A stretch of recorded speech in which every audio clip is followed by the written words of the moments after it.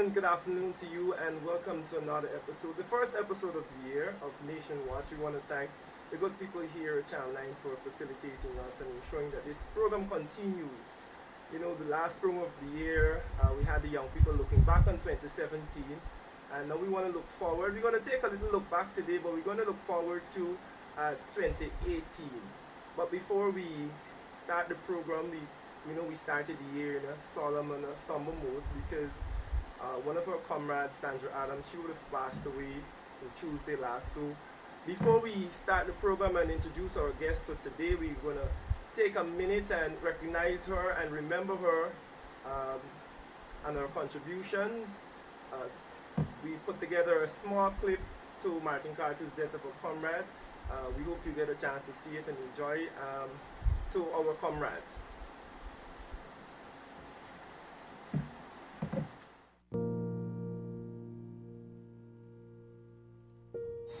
Death of a comrade.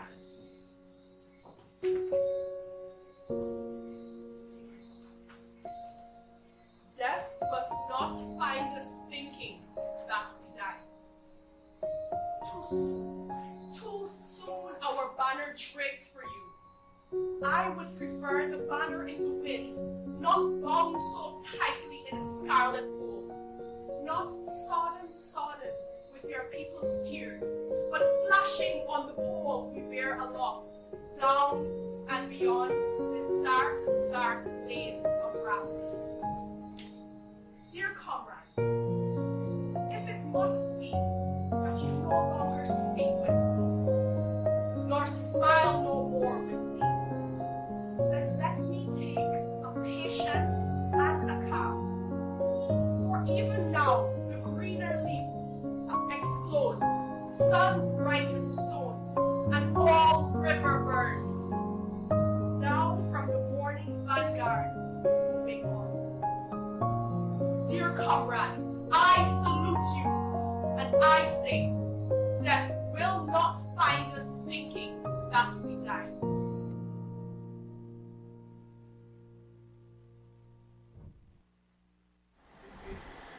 There you have it.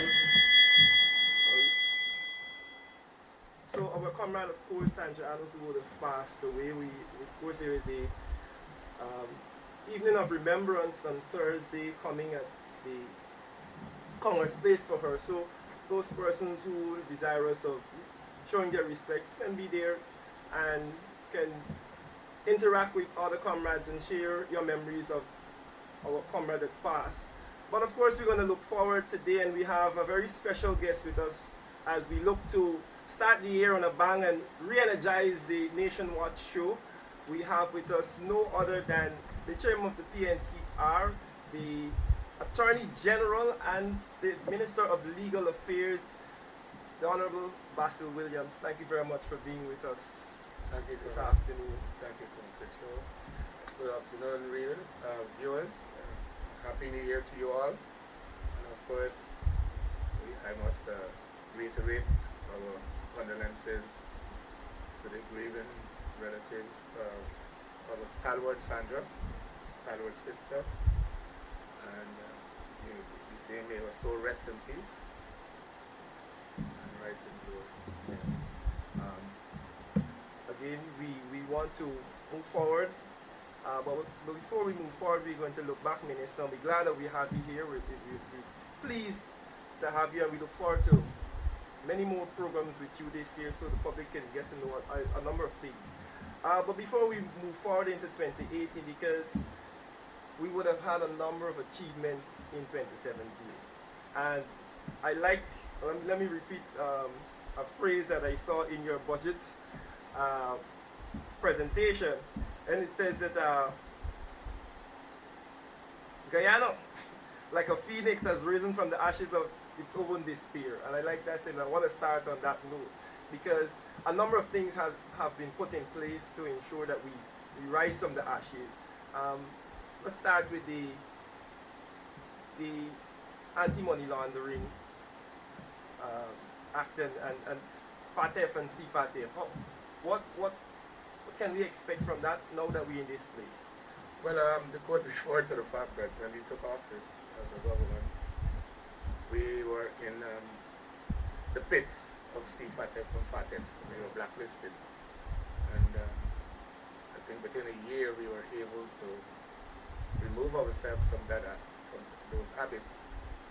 And so, to compound it, because of the quality of the work that we did to exit the blacklisting, our efforts were recognized by the 25-member association, which also we have also affiliate representation with IMF, World Bank, Global Fund, and also the COSANs, which would be the UK, EU, and other countries within Europe, which support the work of the CFATF, which is a regional arm of the FATF. Minister, I know that the opposition tries level best to make it seem as if nothing is happening. And I know that you lamented the efforts that the president, put in to ensure that we get moved from that blacklist. What are the general takeaways for Guyanese and Guyana and whole for us to be off that blacklist? Well, the negative consequences of being blacklisted, first of all, the removal or withdrawal of correspondent banking that had a deleterious effect on the region and continues to so do. Of course, because of the required customer due diligence, transactions took longer when you try to do business with commercial banks. And even to send remittances and receive remittances, those activities were severely impaired. And the businessmen and private sector will tell you that business, was no longer free and to be conducted in the manner as it used to in the past. The whole exercise is to clean the economies of the world in relation to dirty money and to protect the global financial and economic system from the scourge of money laundering and financing, terrorist financing. We've added proliferation financing in terms of weapons of mass destruction latterly. So it is important because when you blacklisted, members are asked to take the relevant measures against you, which I interpret to mean that it really would make trading with members difficulty in doing financial and other transactions. So we were able to exit all of that, and as I said, we can't rest on our laurels because the fourth round was almost upon us already. And we also could look to the fact that we hosted the biggest ever regional conference in Guyana recently, the CFATF Leading Working Group meetings. And we, as a result of that, I have acceded to the chair. I was deputy chair at that time. So I'm now chairing the organization. As you know, that would entail a lot more focus in relation to we will have to set up, beef up the secretariat to look at not only the CFATF's work, but our own AML CFD regime, so that we will be on track and ensure that we are not put back into the graphs of FATF and CFATF. Yes. I mean, I think that speaks volumes for us to move from blacklist to chairing the organization now. So I know a lot of our viewers are, up to date with the news. A lot of university students, law students are eagerly awaiting our law school here. I mean, I think this is a good opportunity for you to shed some light on the issue. Where are we in terms of that? Well, okay, thank you for raising that. Look, when we took office, people would recall, you could Google it. Now, we lamented the fact that we couldn't find relevant documentation in the ministry, inter alia, among other things. And we then were confronted with it almost immediately in 2015 with the lamentations of our law graduates from the University of Guyana and their entry into the Woodland Law School, and which seemed to have been impaired. As a result, they made approaches to me, and I, having examined the situation, in fact, there was a heads of government conference for CARICOM going on, and I made contact with the Foreign Minister and the President, President Rachel, and they were able to get this item on the agenda of CARICOM, the CARICOM heads, and which led to a decision of CARICOM that our students were going for that year. But that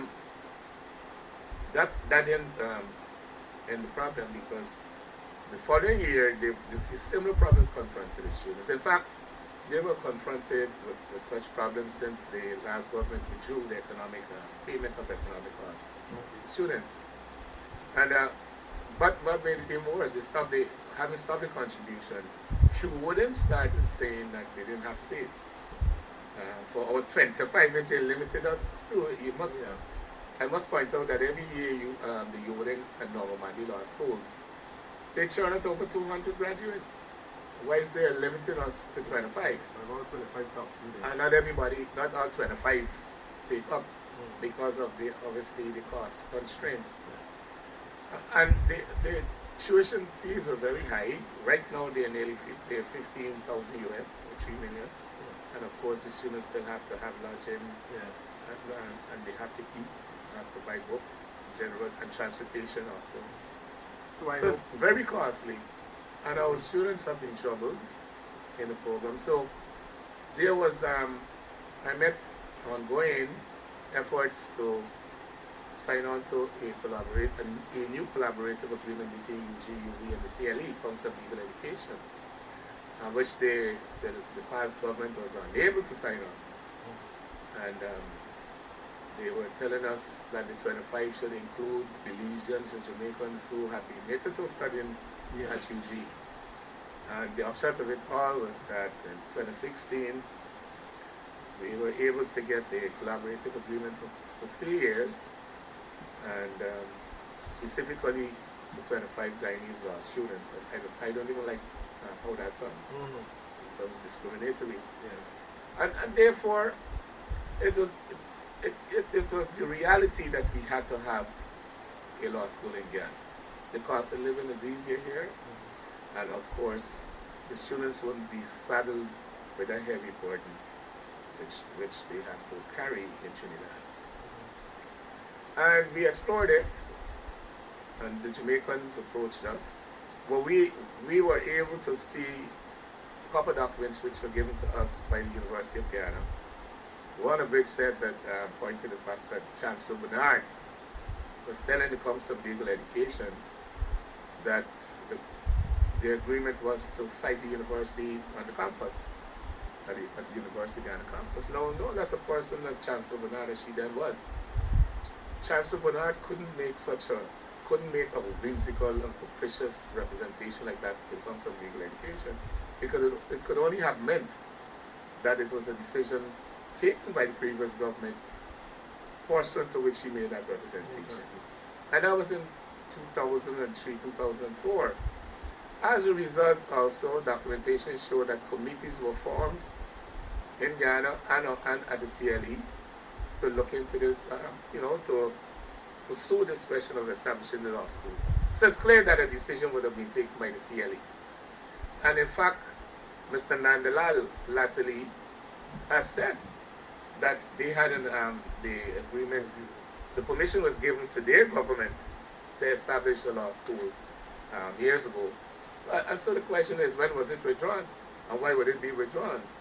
They never pursued it. I think they embarked upon it, and they departed it in relation to, as we understand it, the payment of salaries.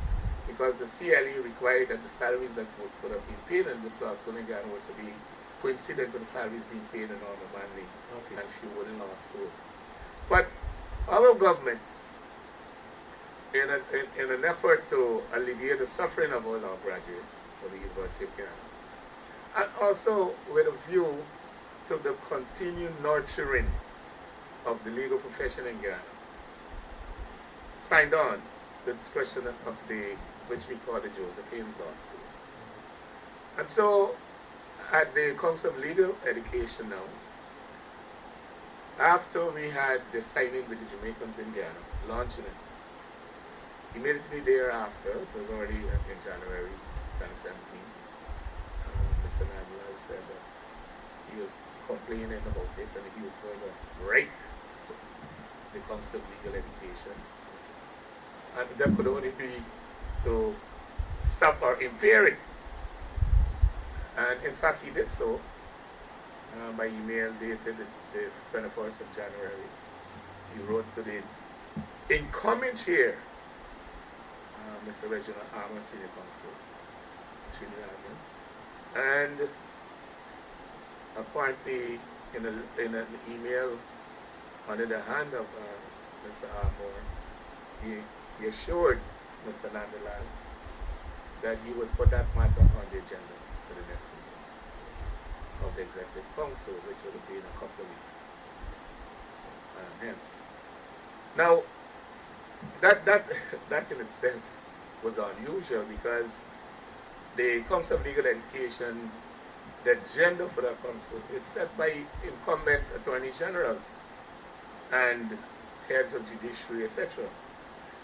I don't know of any international organization in which an opposition in a country could set an agenda, put an agenda item on for discussion without knowledge, consultation, or otherwise with the sitting government.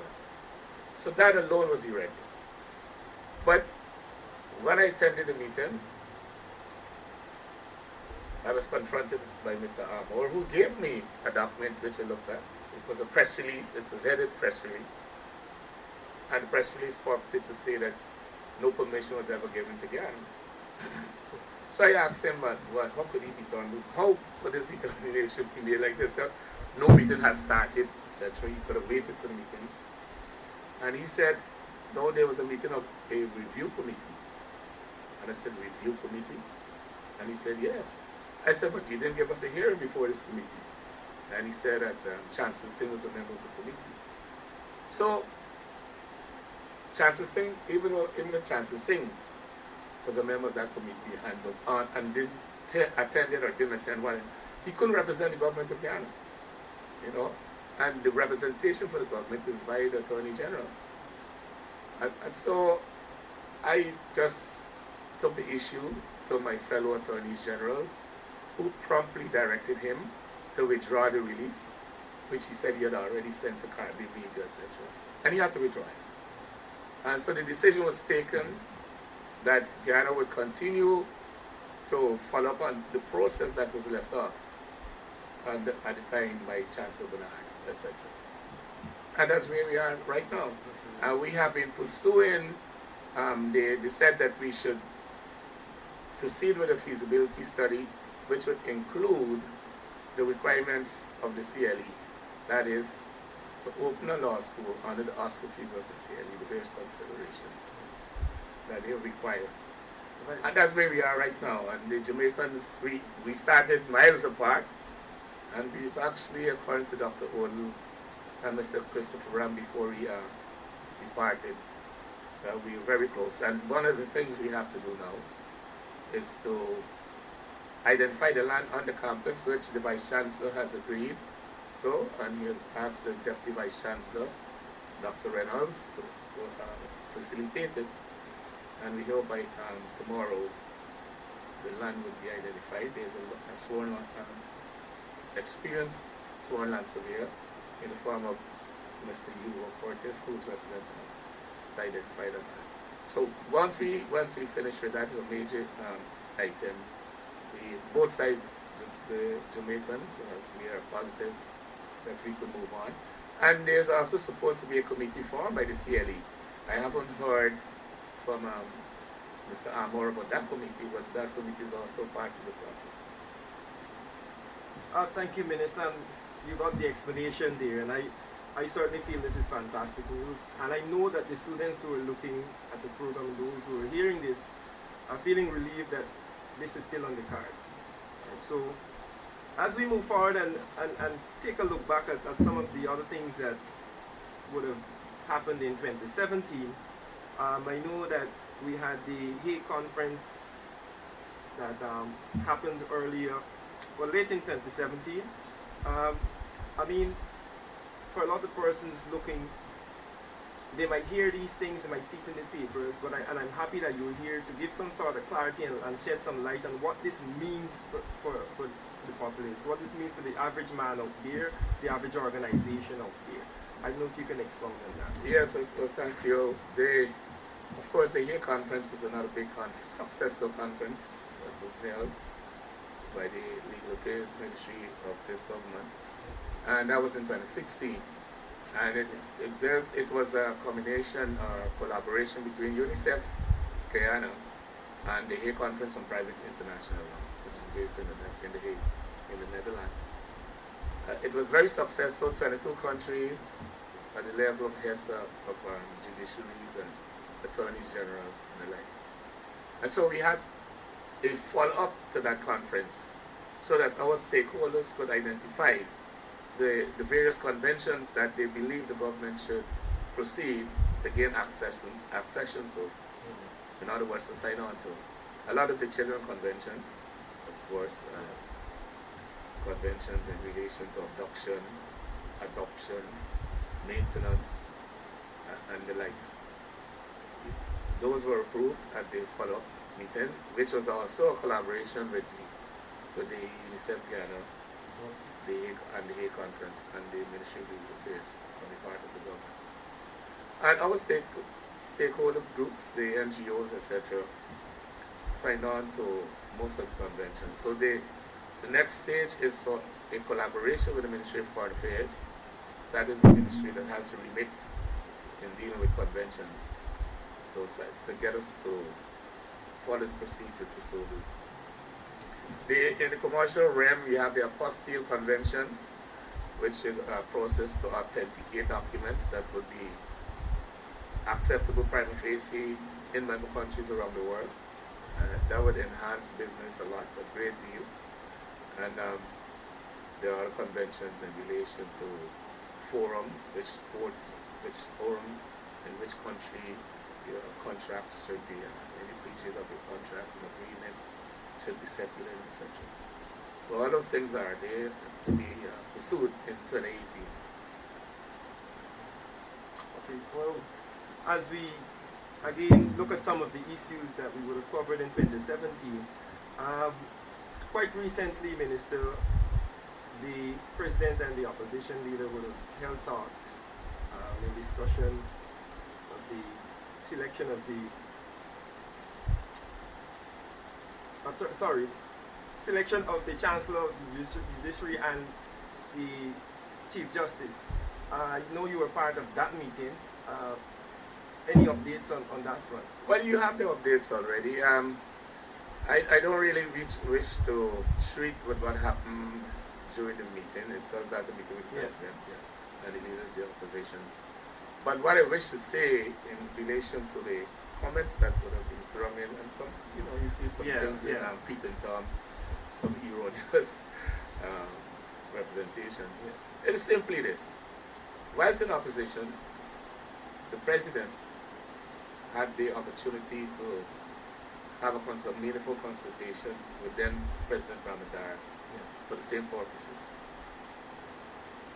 When he attended that meeting, he would have been given the name that President Ramatara had on the consideration, and he would have decided whether he had to agree or not. And obviously, there was no agreement. As in under the previous leader of the PNC, Comrade Robert Corbyn. So it was nearly 10 years, I think, that we have a situation where there was no agreement. And we must remember, this is a political process. It has nothing to do with the Judicial Service Commission. And in fact, this position never obtained at the time of independence and post-independence. And it was amended around 2000. In other words, it was a recent amendment to the 1980 Constitution. That was one of the positions being pushed by the opposition, that this is the Judicial Service Commission's job.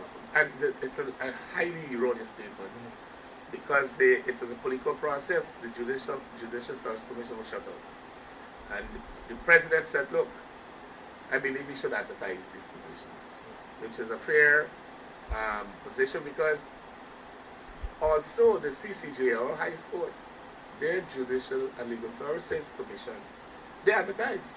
And they advertise widely, London Times, all over the Commonwealth, etc. And there's a vacancy that will be coming up shortly, and that is being advertised all over the world. So I don't know how transparency, there could be a problem with transparency. When it was advertised. You know, it's mind-boggling that this ethos of transparency is upon us. The government is required to be transparent. Yet, it is felt that this spirit of transparency must pass the judiciary by. And we have our quotations about that. You know, the law is not a cloistered virtue. In fact, I was recently attending in Bahamas the triennial law ministers, Commonwealth Law Ministers Conference. And those issues came up. That, you know, the importance of the doctrine of separation of powers, because law ministers felt that the judges were encroaching in breach of the doctrine in the realm of the executive. And a very powerful member said that the judiciary cannot govern. They cannot govern. That is a province of the executive, which makes policy. So the executive is entrusted on our constitution with making policy and governance, not the courts. And so they felt that the courts were overreaching, directing and getting into the business of the government and directing the government. In other words, trying to rule from the bench. You know, obviously the government was voted in by the people, and so this is a thing that is bedeviling the entire Commonwealth, and the general consensus was that it was a breach of the doctrine of separation of powers, and two, that they don't see any reason why judgments of decisions of judgments can be commented on. That was another general view, that we must be able to comment on decisions once it is not outrageous and scandalous, you know. And so that's it, the spirit of transparency. And the president is quite in order. The president set up a panel of eminent persons, and they did what they had to do. And they are right at a candidate, and that's what the process is. But the opposition they just oppose for the sake, not, I wouldn't just say for the sake of opposing, but they want what they had for 23 years. So I don't know how in their minds they feel like that must continue. You know, it's like the submission on Friday for the leader of the opposition before the Lord and Chief Justice, that the Article 161.2 doesn't give the discretion to the president, but it gives the discretion to the leader of the opposition to make the appointment of the chairman of Chief Court.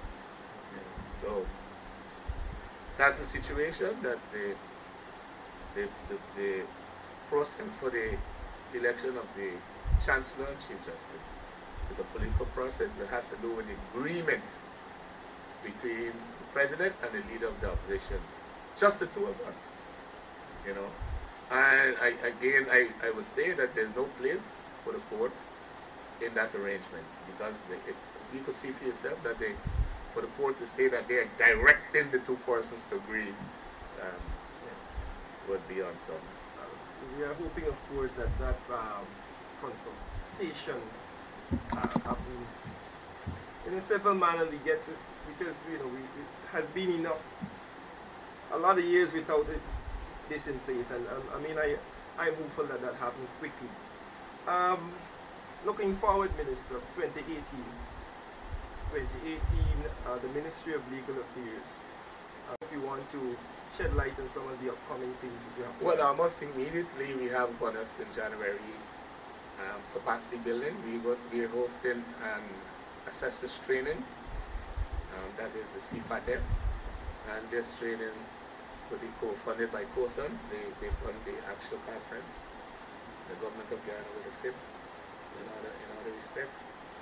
And we expect about 50 participants on the member countries, and so that's on the cards. And also it is proposed to have the FATF chair has been pushing this question of having the prosecutors and judges in conference. He's had it in several parts of the world, and they have identified our FSRB to also have such a conference. And in fact, when I was in Bahamas, I had audience on behalf of CFATF with the Secretary General of the Commonwealth, and she has signed on to this conference in Guyana, around March or something like that, because of course there's a Commonwealth Showdown, Commonwealth Heads of Government Conference slated for April. But she has signed on to this conference in Guyana, so we have to start looking at that also. Now, also you know that my ministry has really pioneered this whole issue of sensitization in and around, in Guyana, about the various legal principles embodied in various legislation. The anti-corruption legislation, for example, we started in Linden, and we went to Region 2, and we had AMS, CFT sensitization in Amsterdam. And these are all very successful. The people thank us for enlightening them. There was a massive one in Region 4. Yes. And I think we're beginning to see the impact and feel the impact of bringing knowledge to the employees of the government about corruption. Because people could be easily drawn into corruption without even knowing it. Yes. And so they are all very thankful, and we don't hear many cases of people now being fixed with corruption. I mean, you have the political allegations, which are frivolous, but already in the Deeds and Commercial Registry, we've seen progress. I think the registry, for example, the earnings at the end of December was well over $800 million. And you know that the registries had their own problems.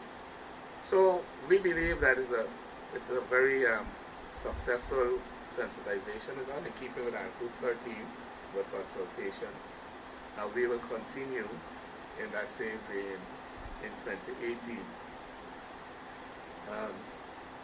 We have a very important project with the IDB, the Inter-American Development Bank, that is focusing on the reduction of prison population via two large approaches.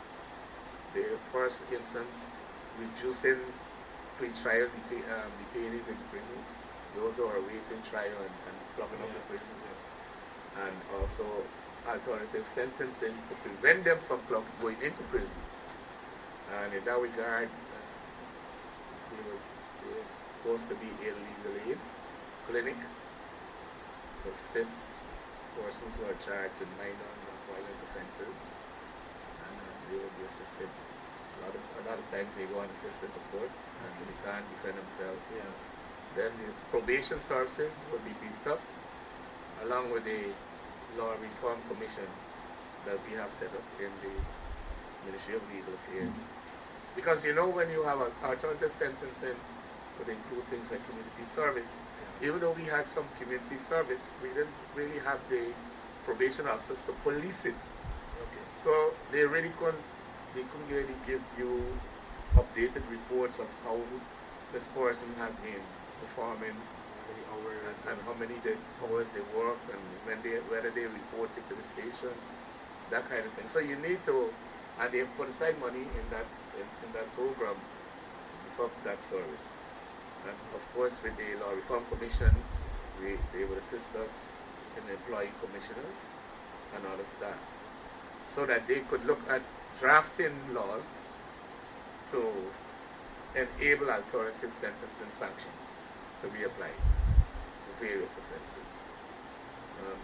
The other component and another aspect is restorative justice, that we should have recourse to solving offenses between persons by means other than trials.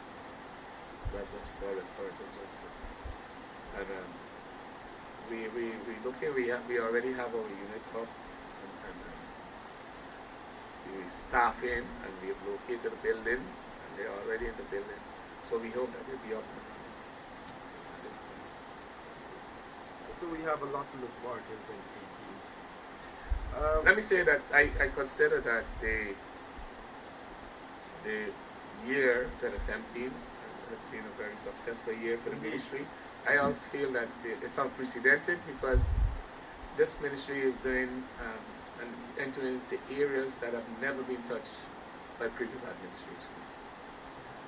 The chambers never had these things going, consultations and sensitization, and the other approaches that we have adopted.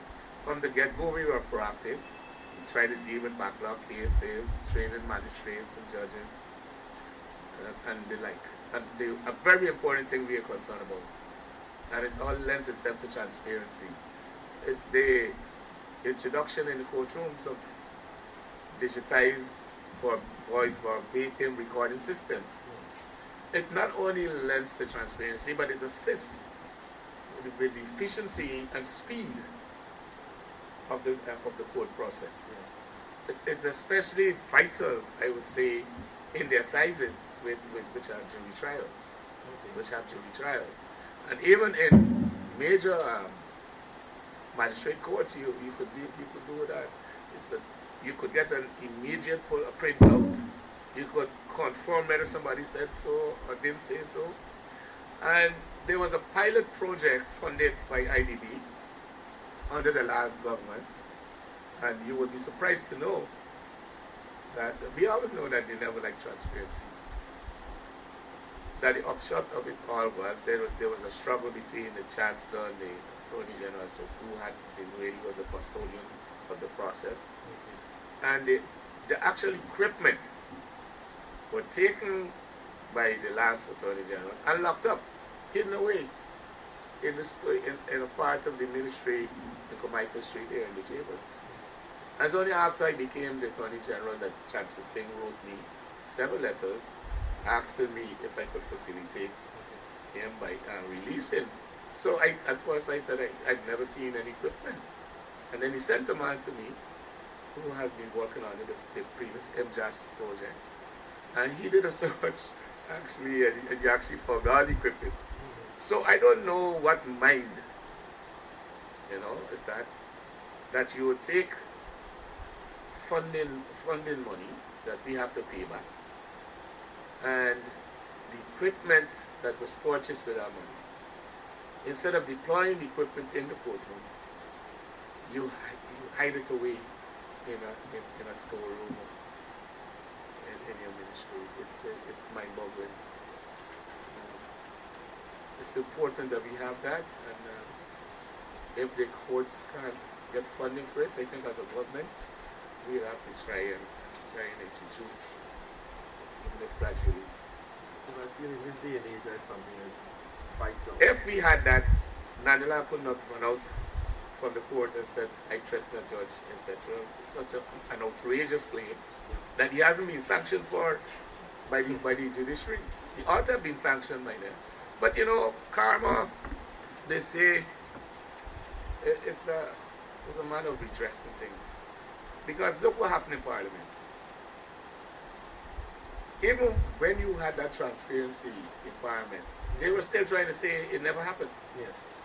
But you had so many video cameras in there, so many reporters in there, so everything was on the internet, and people could have seen for themselves. And if you had that voice verbatim recorded, you would have heard the voices. And you could have gotten printout about what was said and what wasn't said, etc.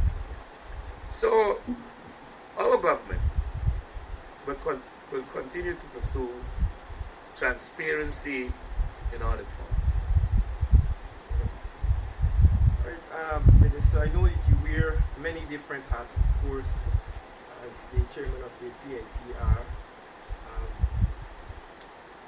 Last week on this program, we had a number of young persons here, a panel of GYSM members looking back and projecting into 2018 as to your expectations for this government, for Guyana, as we move into a new era of oil.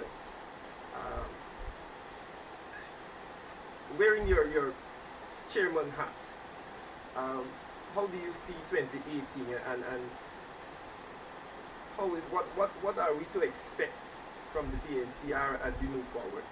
Well, I'm not sure you are giving me a rolled up question. Well, I'm asking you. Well, I probably will have to just aggregate it. Okay.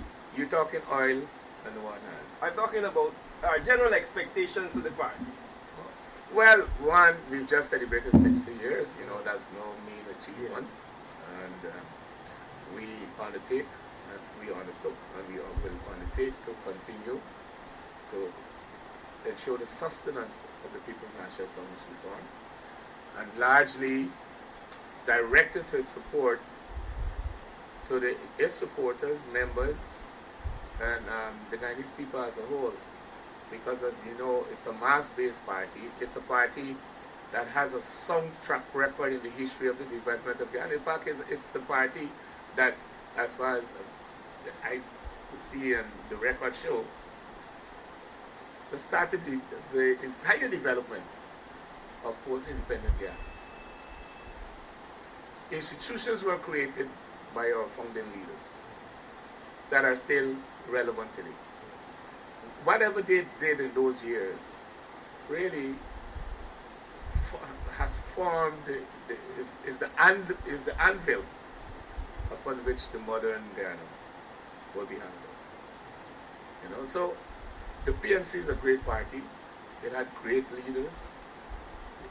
The leaders all were characterized by service to the people, and the PNC itself as a party where people appreciate service. And of course, they will tell you, if you wish to lead, the Bible tells you the same thing.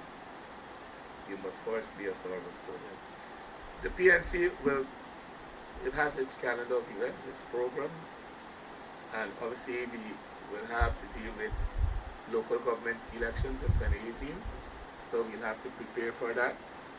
You know, we are in coalition, so we will have to look at issues dealing with that too also, and we are also in a partnership with PNU. And the President had said from the outset of his leadership, in the declaration I call the Declaration of Renewal, he had outlined the measures to strengthen our party, to increase our groups, which is the basic unit of the party, that they interface with the community, to double our membership, to ensure that we have Congress houses which will perform community-like functions, IT services and the like, training in cottage industries and other training for people, young people especially. And it should be really the hub of communities, social activity. And we have our institutions that have kept us all these 60 years. You know, we have institutions wherein members have the opportunity to hear whatever they want to say, and whatever grievances they want to resolve. They have opportunities in the party groups. There was system. We have our districts, our regions, and at the level of the party itself, the center, we have the central executive, you have general council, and you have Congress. So we are going to continue to strengthen our institutions, because these are democratic institutions. People could come and say what they wish to say, you know, within our confines freely, as you know. And we have elections where people vote. People line up, and once they are properly accredited, they vote. You know, people don't go in a room and send out smoke and say, these are the persons elected to the new executive. So everything about us, we're transparent. And we undertake to strengthen those institutions. We have to train our members and encourage them to go out and trade the wider communities, and especially the whole question of employment for young people. In this budget, of course, a lot of money has been directed to that end, but you know, we have a plethora of disparate training programs for young people, and so it's the President's desire that they really should be made into a composite body, composite whole. They should all be assembled on one campus, for example, and we are going to pursue that also, so that we will have a coherent training policy and program for our young people. I'm glad that you went there, because as you unraveled my question that I had before. The advent of oil, and you know, there's great excitement, some sort of apprehension on some parts of some people. As a government, as a minister, senior minister in the government, what would you say to the young people to calm their fears, that you know what, we are going to be working for you to ensure that the wealth that the country experiences, you have part of that, or you experience that good life? Well, we have campaigned on that. We said we are campaigning for a good life, each and every guy. Yes. We have always been like that, our party. We've always been concerned with the welfare and well-being of the masses of the people, and it would be no less so. And the question of oil, we're on the cusp of a great transformation. Yes. Notwithstanding what the opposition might say, or some may say, we have actually, from the outset of our government, we've embarked on a learning process. We have had so many consultations and assistance from the United States, from the United Kingdom, and other countries. Every day you see people come in, and they are bringing their different perspectives and their own experiences. And we have been listening. We have been listening. And so we believe that being armed with the prior knowledge and approaches before we actually start producing oil will put us in good stead to avoid the pitfalls, the negative pitfalls that were experienced by other countries. We suffered the Dutch disease, for example. Yeah. But we have stated that we are pursuing a green economy, so we have parallel approaches where you have green energy, solar, wind, and hydro, clean energy. Clean energy. And so the future for Guyana could only be bright, but for you to really, young people, for you to ensure that you enjoy that future, you have to train. You have to get education and training. So you have to do it. And that's why I remarked earlier about programs, bringing in all of the disparate training programs on the one hand and pushing them out. Right, so I know we went through a number of issues, Vanessa, and I think we're quickly, our time is quickly expiring. Any final thoughts on as we wrap up? Well, look, this is probably our third year. Yes. And you know, most of the time we still had to try and clean up. Clean house. Do cleaning, and people still trying to undermine you, etc., undermine the government. But we have to push on. We will push on, regardless of who might try to undermine us. We have to. We don't have choice. My ministry itself is peculiar because you see the results almost immediately of being undermined. And since we have judgments in large cases, and cases with large judgment, and let me tell you, the last government didn't leave us much space. We inherited from them humongous judgments. They were almost like mini budgets. We have one right now in the immediate lives case that was taken to court to enforce it. And in that case, the last government never made any representation at all in the arbitral process. And it's nearly 6 billion, 7 billion right now. And there was no representation, so we don't know what process it was. But we see people compounding interest and all kinds of things. We don't see anything like that in agreement. So we are asking for the original agreement. And we're going to deal with those matters. The judicial case is another large judgment, and it could have been different if evidence was led to show that the claim that the tax was passed on. But that whole thing was gone. So, 2018 looks very positive, very bright. Now positive. look, we're going to push on. We are going to continue to push forward with our programs. A lot of money has been pumped into this economy. Every week we are approving a lot of contracts. So the money has to be in the country. But when you go around the country, you will see improvements. There are villages and communities that never had light, they never had road, they never had water, and they have now under our government, and we will continue. So I think the opposition realizes that, and that's why they try to make even more strident negative noises. Yes. But they can't fool the people, because the people are experiencing from Free Yard in Port Morant right down to Anna Regina and farther afield, like in Paipang in the Rupununi. They are feeling the changes and they're seeing it.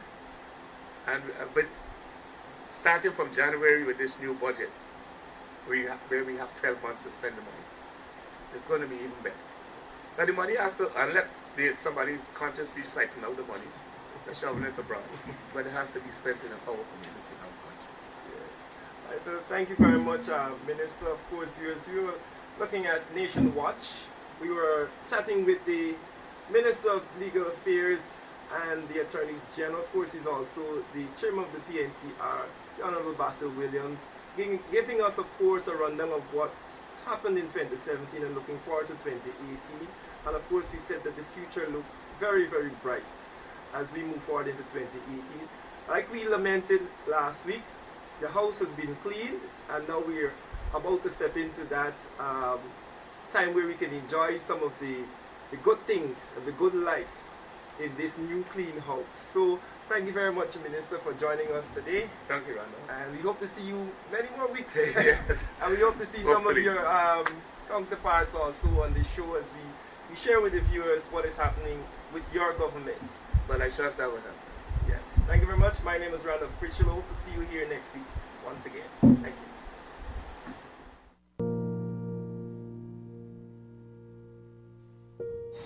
Death of a comrade.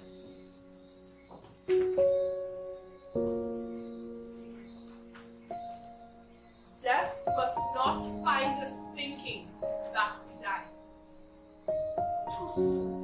Too soon our banner draped for you. I would prefer the banner in the wind, not bound so tightly in a scarlet fold, not sodden with your people's tears, but flashing on the pole we bear aloft, down and beyond this dark, dark lane of routes.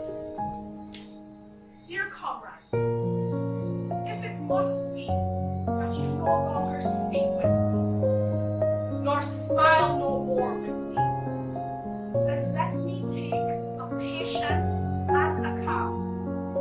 For even now the greener leaf explodes, sun brightened stones, and all river burns. Now from the morning vanguard, moving on. Dear comrade, I salute you, and I say, death will not find us thinking that we die.